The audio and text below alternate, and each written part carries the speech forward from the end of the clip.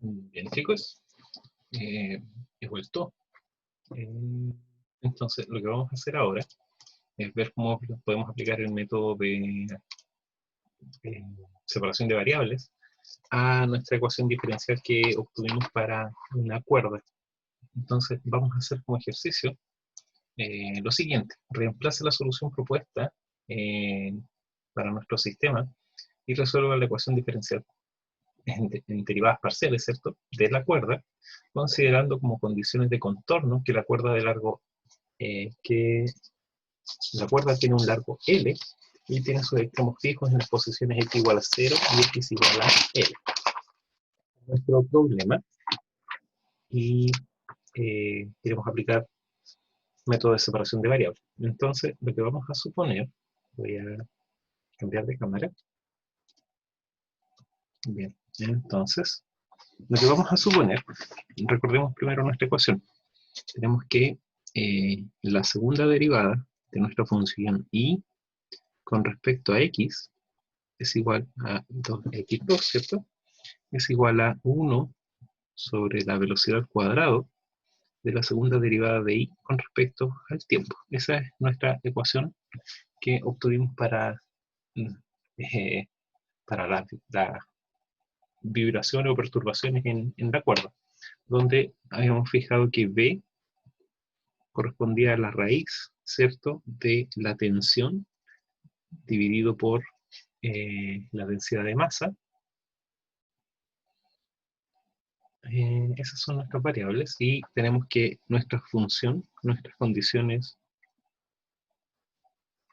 de borde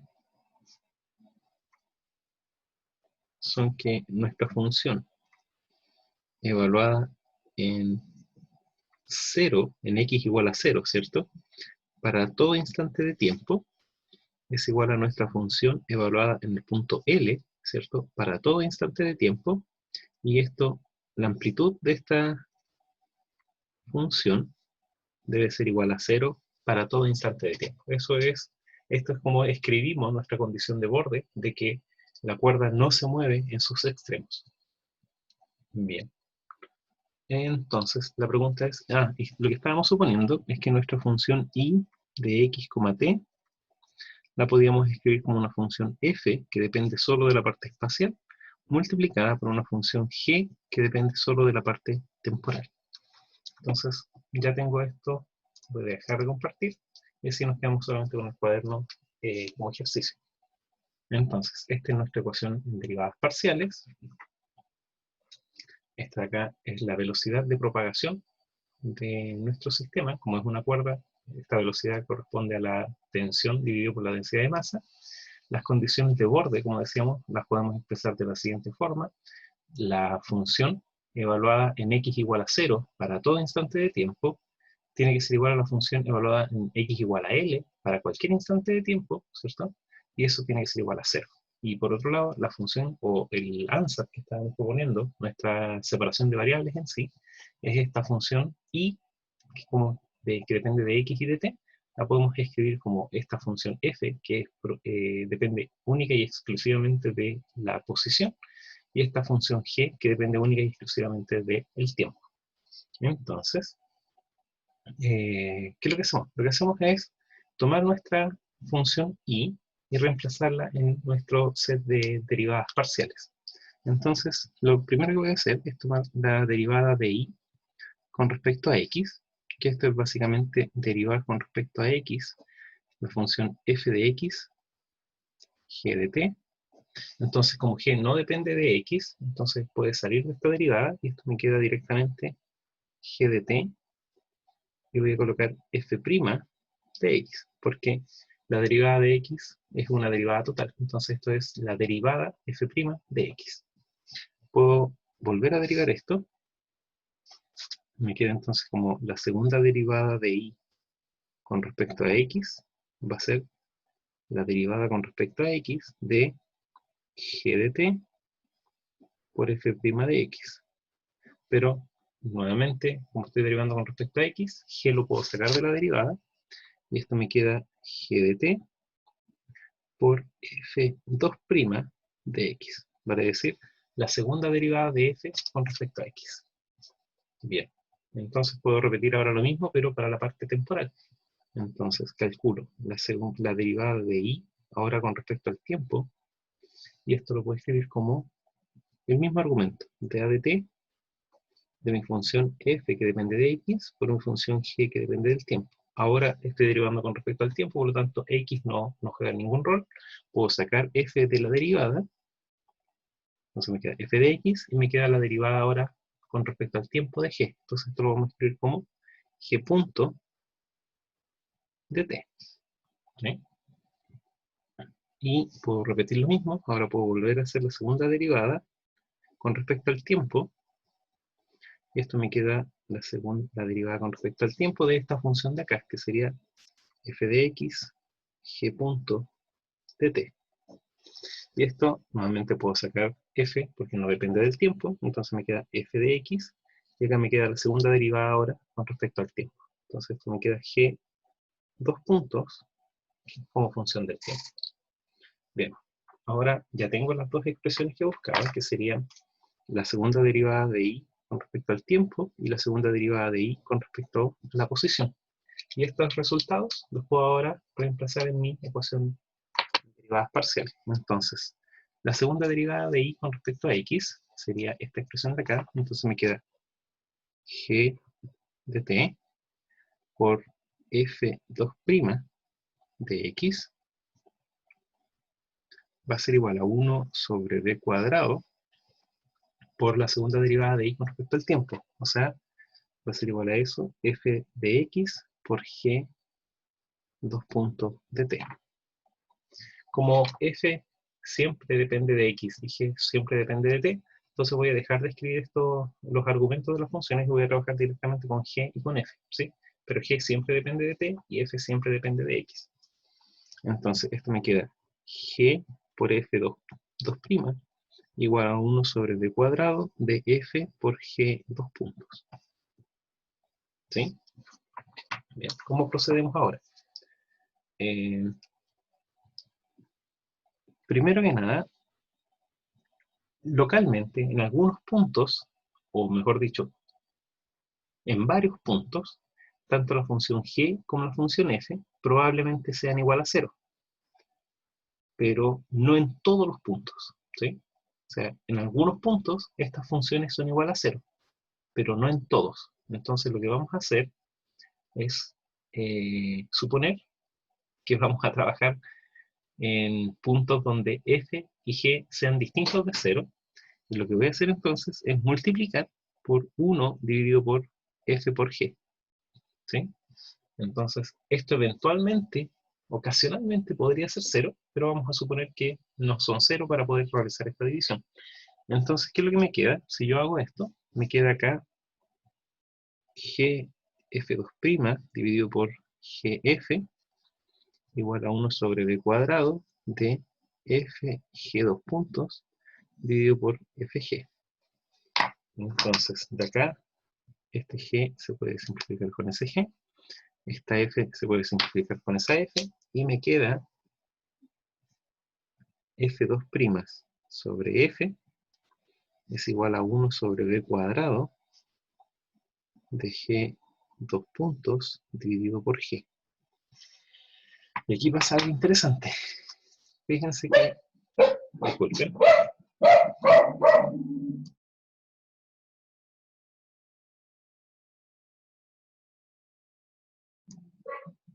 bien, ahora sí. Fíjense que este es el lado de la función, este extremo, es solo, únicamente, función de x. Entonces, todo este extremo de la igualdad, esta sección depende solo de x. Y esto es igual siempre a esta otra expresión, que depende única y exclusivamente del tiempo. Entonces lo que estoy diciendo es que esta función, con todas sus variaciones, con todo lo que pueda cambiar esta función en sí, que depende solo de x, es igual siempre a esta otra función que depende solo del tiempo. Entonces, La única forma de que esto se pueda cumplir es si es que cada una de estas expresiones es igual a una constante. ¿Sí? ¿Por qué? Porque recuerden que cualquier variación que yo tenga en esta función no necesariamente está relacionada con las variaciones que yo tenga en esta otra función. Entonces, la única forma de poder asegurar que se cumpla esta igualdad es suponer que ambas son igual a una constante siempre. Y eso es lo que vamos a utilizar ahora. Entonces, esto se puede traduc'ir en dos ecuaciones. Voy a multiplicar por b cuadrado, entonces me queda, fíjense acá, me queda b cuadrado f2' dividido por f es igual a c, que sería una ecuación, y me queda, voy a usar el otro espacio, g2 puntos dividido por g también tiene que ser igual a c. Entonces ahora lo que me quedan son dos ecuaciones que dependen del mismo número c, pero son dos ecuaciones que dependen solamente de sí mismas, g2 puntos y g, f2' y f. Entonces ahora yo puedo trabajar con estas dos ecuaciones por separado, pero siempre recordando que el valor de c es el mismo para ambas. Siguiente paso, me quedo con la función que depende del tiempo. Entonces, g2 puntos dividido por g tiene que ser igual a c. Esa es mi primera solución, ¿cierto? G2 puntos dividido por g es igual a c. Me voy a quedar con esa expresión. ¿Por qué? Si yo despejo esto me queda que g2 puntos menos c por g es igual a 0. ¿Sí? Y esta expresión se parece un poco a la expresión del oscilador armónico. Entonces, como aquí yo tengo un signo menos que me está molestando, lo que voy a hacer es,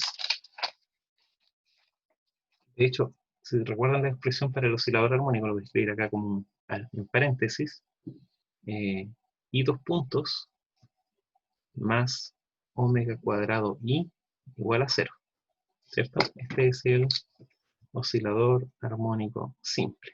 Esta la tenemos que tener como recuerdo, ¿sí? Entonces, si yo comparo esta expresión con esta, lo que me queda es que omega cuadrado debiese ser igual a menos c. Entonces, lo que voy a suponer, para sacarme eso, como acá yo puedo elegir la constante, voy a suponer que cada una de estas es igual a menos c cuadrado. ¿Sí? Menos c cuadrado. Entonces esto de acá debería ser igual a menos c cuadrado y esto igual a menos c cuadrado. Con eso, entonces ahora mi expresión, esto es igual a menos c cuadrado, y ahora esto lo puedo reescribir entonces como más c cuadrado, y vuelvo a la misma ecuación del oscilador armónico. Por lo tanto, como yo ya sé el funcionamiento de esto significa que g, que recordemos que era función del tiempo, lo puedo escribir la solución de g, como es una ecuación de oscilador armónico, va a ser igual a una amplitud por coseno de esta expresión, c por t más alguna fase phi, ¿cierto? ¿Por qué? Porque tengo la ecuación del oscilador armónico. Entonces yo ya tengo una expresión para mi función g de t. ¿Sí? Súper. Entonces, ahora, ¿qué es lo que me queda? Volvamos a nuestra ecuación diferencial original. ¿Ya?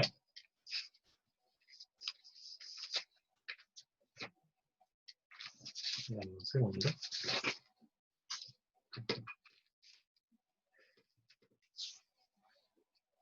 Entonces, nuestra función y de x, t, ahora la puedo escribir como una f que depende de x por g de t, pero g de t es a coseno de ct más phi. Entonces, Veamos ahora qué es lo que nos pasa en nuestra ecuación diferencial.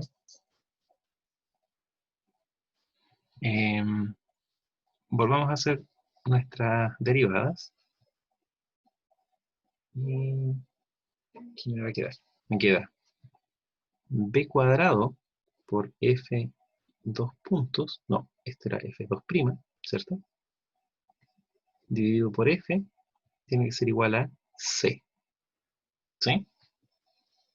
Esa era nuestra otra expresión. Dijimos que está en reposo por ahora. Entonces, esto era igual a c, y aquí entonces yo puedo, dijimos que era menos c cuadrado, para ser consistente. Entonces, esto me queda b cuadrado, f2' es igual a menos c cuadrado. Y de acá yo puedo sacar entonces que f2' más c dividido por b al cuadrado por f tiene que ser igual a 0. ¿Sí? Entonces, si comparo nuevamente con la ecuación del oscilador armónico, tengo una segunda derivada, solo que en vez de hacerla con respecto al tiempo, tengo con respecto a la coordenada x, tengo un término omega cuadrado, que sería este término al cuadrado. Por lo tanto, f también cumple con la ecuación del oscilador armónico, con, por así decirlo, esto como frecuencia ahora, ¿cierto? Que sería c dividido por b al cuadrado, y en vez de hacerlo dependiente del tiempo, como está acá, ahora depende de la coordenada espacial x. Entonces, esto significa que nuestro f de x lo puedo escribir como un término b coseno de c sobre d por x más una fase phi x. ¿Sí? Entonces tengo esta fase phi y tengo esta fase phi x. Súper. Entonces, ahora ¿qué es lo que me queda? Me queda que i de x, t lo puedo escribir entonces como b coseno de c sobre d x más phi sub x por a coseno de ct más phi. ¿Cierto? Entonces, solo para ahorrarme términos, si se fijan acá me queda a y b, que son dos constantes. Entonces esas las puedo reunir en una única constante. Y acá me queda coseno de ct más phi. Pero esto entonces lo puedo escribir como coseno de ct, coseno de phi, menos seno de ct, seno de phi. Dejemos esto, esta lo mantenemos por ahora, y veamos solamente el término a y b. Entonces voy a escribir eso como a' coseno de c sobre b x más phi sub x por coseno de ct más phi. Entonces, veamos ahora qué es lo que pasa con esta expresión. Veamos aquí yo ya tengo la solución de mi problema. Tengo una función que depende solo de x, tengo una función que depende solo de t, pero lo que me falta todavía es evaluar las condiciones de borde. Entonces, veamos cuáles son nuestras condiciones de borde. Habíamos dicho que i en 0, t tiene que ser igual a i en l, t, y eso tiene que ser igual a 0 siempre. Por lo tanto, si yo ahora me quedo con esta expresión, para cualquier instante de tiempo, ¿qué me va a quedar? Evaluemos esta la vamos a tomar como nuestra solución por ahora.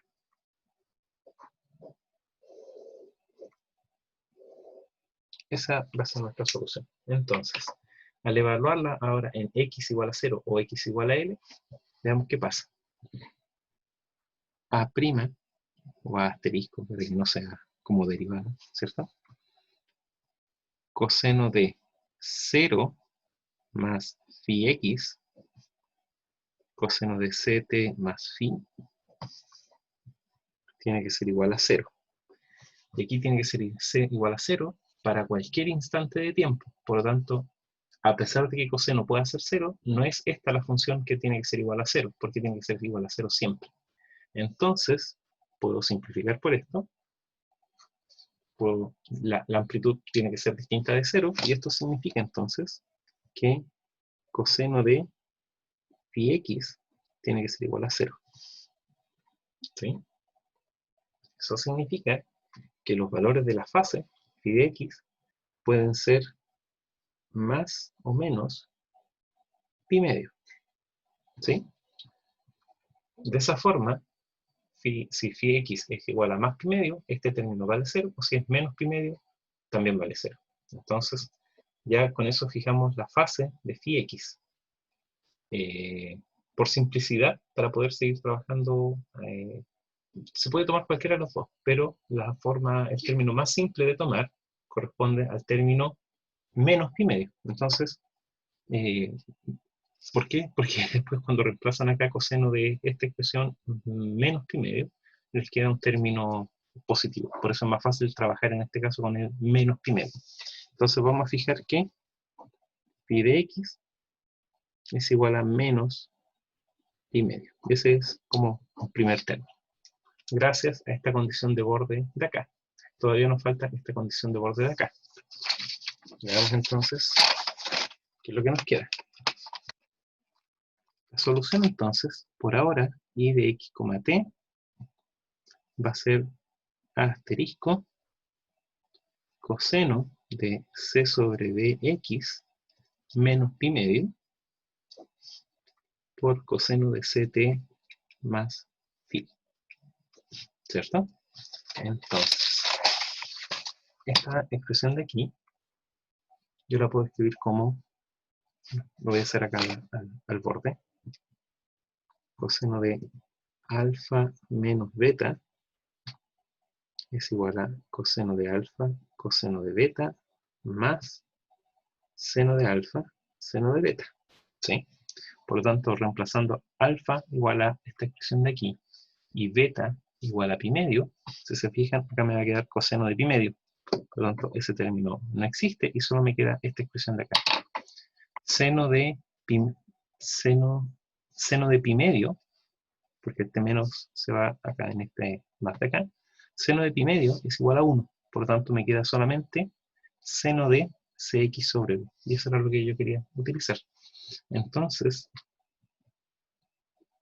yo puedo escribir esta expresión como seno de cx sobre b, ¿sí? Al tener esto como menos pi medio, entonces yo puedo escribir esta función completa como seno de cx sobre b. Súper. Y eso multiplicado por esta función coseno de ct más phi. Hasta ahora no hemos definido todavía qué es lo que son estas funciones de acá, y las vamos a dejar así por ahora. Entonces, esta es mi función, y me queda la condición de borde de que i evaluado en L, para cualquier instante de tiempo, tiene que ser igual a 0. Entonces, esta condición de borde significa que a asterisco seno de CL sobre B coseno de CT más phi tiene que ser igual a 0, siempre. Nuevamente, esta función va variando en el tiempo, por lo tanto no puede ser esta la expresión que me dé este valor igual a 0 siempre, por lo tanto yo puedo eliminar este término. Este de acá, la amplitud lo mismo, no puede ser 0, si no el sistema no se movería, y la única opción que tengo de que esto sea siempre 0 es que esta cantidad de aquí sea 0. ¿Sí? Nuevamente, si esta cantidad de aquí es 0, significa que nuestro argumento CL sobre D tiene que ser igual a más menos. Ahora esto es seno, por lo tanto tengo que tener múltiplos de pi.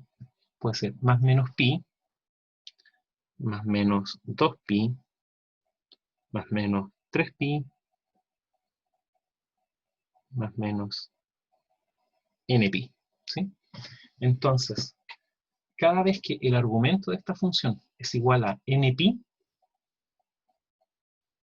positivos o negativos, igual a npi, entonces el sistema se hace igual a 0. ¿Sí?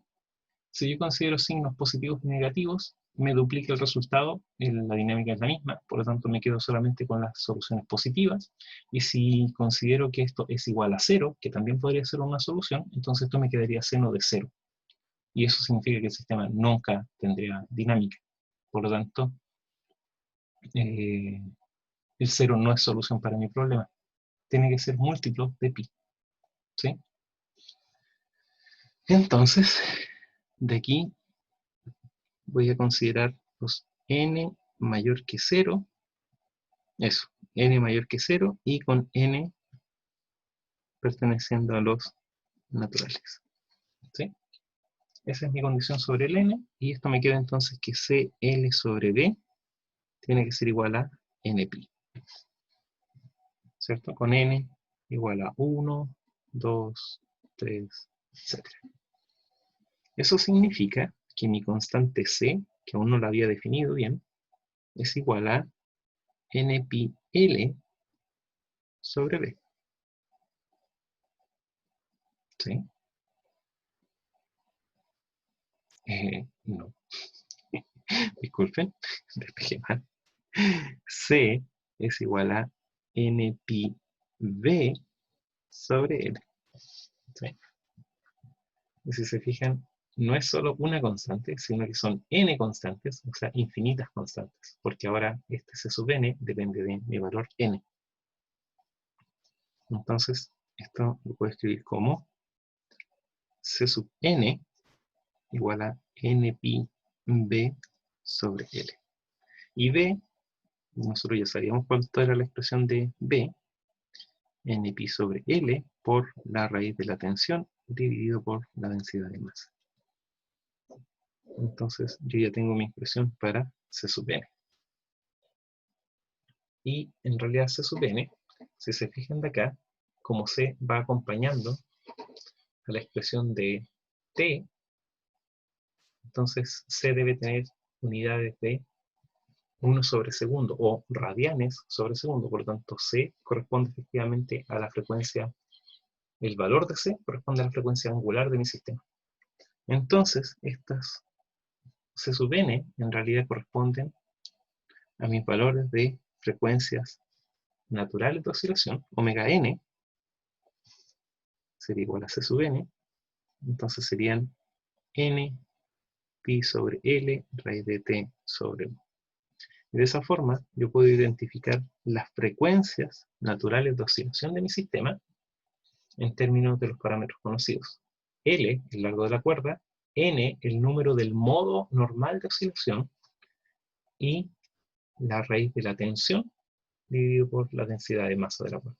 Todo esto es conocido, por lo tanto yo ya determiné los valores de mis frecuencias angulares de oscilación de mi sistema. Y si se fijan, dependen de este número n, por lo tanto puede ser 1, 2, 3, etc. Y con eso, si se fijan ahora, me permite expresar mi solución I de x, t de la siguiente forma. A sub n. ¿Por qué? Porque, si se fijan, si yo cambio el valor de n, entonces yo cambio el valor de esta expresión de aquí, y voy a tener distintos valores de amplitud para cada uno de estos valores de n. Por lo tanto, A también depende de n. Y por eso me queda entonces A sub n. De hecho, puedo escribir esto como I sub n. A sub n, seno de, fíjense en esta expresión de acá, esto era C, no, en esta expresión de acá, Cx sobre B. Y C ahora es Npi, déjenme acá, Npi L sobre B. Por lo tanto, este B se me simplifica con ese B, entonces me queda Npi X dividido por L. ¿Sí? Esta velocidad que tengo acá se simplifica con esta velocidad de acá. Y esto debe ir multiplicado por coseno de C, pero dijimos que C era omega n, T más una fase phi que aún no hemos determinado. De esa forma obtengo la solución que estaba buscando para el problema. Puedo volver a proyectar, solo para comprobar que llegamos a la misma expresión. Entonces, I de x, t va a ser igual a n seno de n pi x sobre L por coseno de omega n t. Y aquí me falta la fase, pero en realidad debería ir con esa fase en el sistema. Si se fijan, la expresión de omega n es la misma que hemos encontrado, n pi sobre L, raíz de t sobre mu, y n lo puedo considerar como más menos 1, más menos 2, más menos 3, pero como no aporta ninguna información nueva, por así decirlo, el signo menos, me quedo solamente con los n mayores que 0. Ese era el ejercicio, jóvenes. Espero me hayan entendido y nos vemos entonces en la siguiente clase.